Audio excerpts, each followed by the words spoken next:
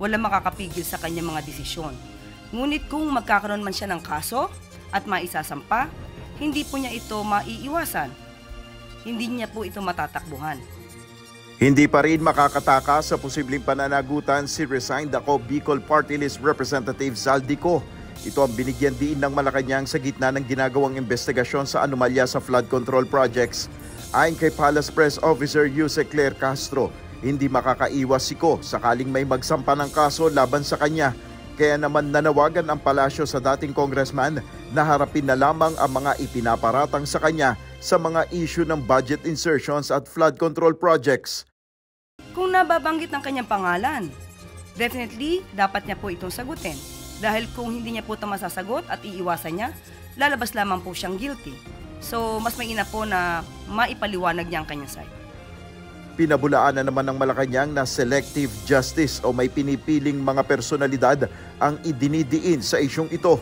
Kaugnay na rin ito sa privilege speech ni Senator Francis Escudero kung saan kinuwestiyon niya kung bakit hindi kasama si dating House Speaker Martin Romualdez sa investigasyon sa anomalya sa flood control projects.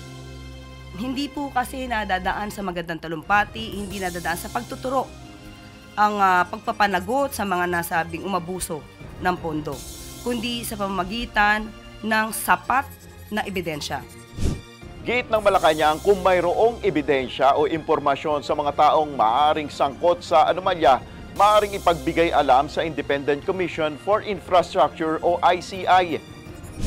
Idinepensa naman ng palasyo ang pagkakapili kay dating Philippine National Police Chief Rodolfo Asurin bilang bagong Special Advisor at Investigator ng ICI.